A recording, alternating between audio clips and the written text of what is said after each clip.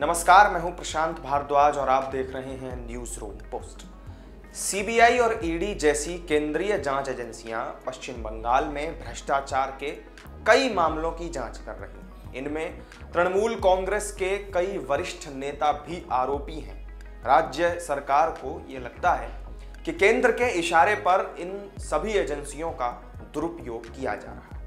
इसे लेकर शुक्रवार को पश्चिम बंगाल की विधानसभा में एक प्रस्ताव भी पारित हुआ था और इसके अलावा भी अभी हाल ही में बिहार ने भी राज्य में सीबीआई की एंट्री को लेकर सामान्य सहमति वाले आदेश को वापस लिया था, जिसके बाद केंद्रीय जांच एजेंसी को बिहार में छापेमारी से पहले राज्य सरकार की मंजूरी लेनी अनिवार्य हो चुकी है।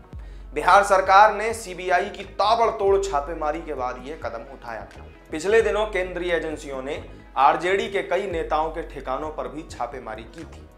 लेकिन यहां सवाल यह उठता है कि क्या केंद्रीय एजेंसियों को भी जांच और छापेमारी के लिए राज्य सरकार की मंजूरी लेनी जरूरी है? आखिर इसको लेकर नियम क्या है? तो चलिए इस वीडियो में यही समझने की कोशिश करते हैं। सीबीआई का गठन Delhi special police establishment act 1946 के तहत हुआ है। इस कानून का सेक्शन 5 केंद्र सरकार को जांच शुरू करने की अनुमति देता है। हालांकि इसी एक्ट के सेक्शन 6 के मुताबिक सीबीआई को किसी मामले की जांच करने के लिए राज्य सरकार की अनुमति लेनी जरूरी होती है। इस तरह यह बात बिल्कुल सही है कि राज्य सरकार की मंजूरी के बिना केंद्रीय एजेंसी वहां जाकर जांच नहीं कर सकती। लेकिन बात सिर्फ यहीं पर खत्म नहीं होती है। Delhi special police establishment act केंद्र सरकार की पूर्व मंजूरी के बिना कोई जांच करने की अनुमति नहीं देता। यह उन मामलों में लागू होता है जब इसमें केंद्र सरकार के संयुक्त सचिव और उससे ऊपर के स्तर के कर्मचारी और ऐसे अधिकारी उसमें शामिल होते हैं, यानी कि जिन्हें केंद्रीय अधिनियम के तहत नियुक्त किया जाता है।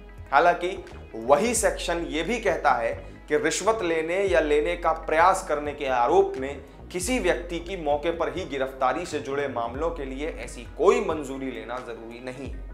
तेलंगाना के मुख्यमंत्री के चंद्रशेखर राव ने अभी हाल ही में सभी राज्यों से अपील की थी। उन्होंने कहा था कि राज्यों को सीबीआई के लिए सामान्य सहमति को वापस ले लेना चाहिए। बिहार सरकार ने इसी बात के बाद सामान्य सहमति को वापस ले लिया था। इसके बाद अब सीबीआई जब भी बिहार में जांच या फिर छापेमारी करने के लिए जाएगी तो उसे राज्य सरकार से इजाजत लेनी होगी। यानी ये कहा जा सकता है कि इस तरह राज्य सरकार केंद्रीय एजेंसियों के रास्ते में एक बाधा डाल सकती है। तमाम ऐसे राज्य हैं जहां सीबीआई को सामान्य सहमति से जांच करने का अधिकार मिला हुआ है। इसका मतलब यह हुआ कि उन राज्यों में सीबीआई राज्य सरकार की मंजूरी के बिना ही जांच के लिए जाने के लिए पूरी तरीके से स्वतंत्र है, आजाद है। हालांकि कई राज्यों ने इसे लेकर बैन भी लगाया हुआ है।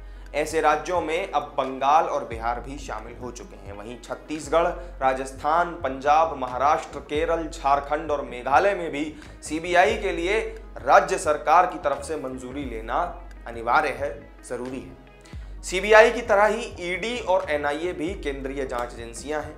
ये और बात है कि इनके लिए नियम अलग हैं। प्रवर्तन निदेशालय यानी कि ईडी अमूमन मनी लॉन्ड्रिंग से जुड़े मामलों की ही जांच करती है। इसे जांच के लिए राज्य सरकार की मंजूरी की जरूरत नहीं होती। ठीक ऐसे ही एनआईए जो है वो भी राष्ट्रीय सुरक्षा और आतंकी मामलों की जांच करने के लिए बनाई गई एजेंसी है और उसके पास भी देश के किसी भी राज्य में जांच का पूरा अधिकार है। यानी कि इसे भी जांच के लिए राज्य सरकार से इजाजत लेने की जरूरत नहीं होती है।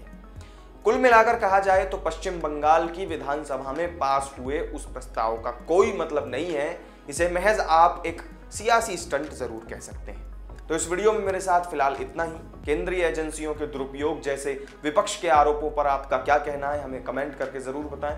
वीडियो अगर अच्छा लगा हो तो लाइक और शेयर कर दें। साथ ही चैनल को सब्सक्राइब अगर आपने नहीं किया है तो जरूर कर लीजिएगा। फिर मिलेंगे आपसे किसी नई वीडियो में नई जानकारी के साथ। तब तक के लिए दीजिए इजाजत। नमस्कार।